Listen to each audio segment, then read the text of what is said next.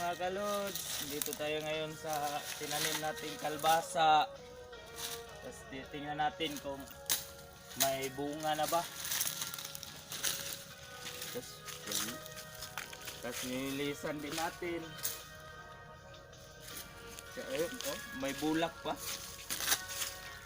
May kasamang bulak pa yung kalbasa natin. Ayan. Ito mga kalods. Tingnan natin kung malaki na ba yung bunga.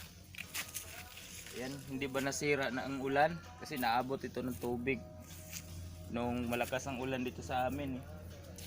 Ayan. Ito, okay lang pala. Hindi pala nasira ng ulan.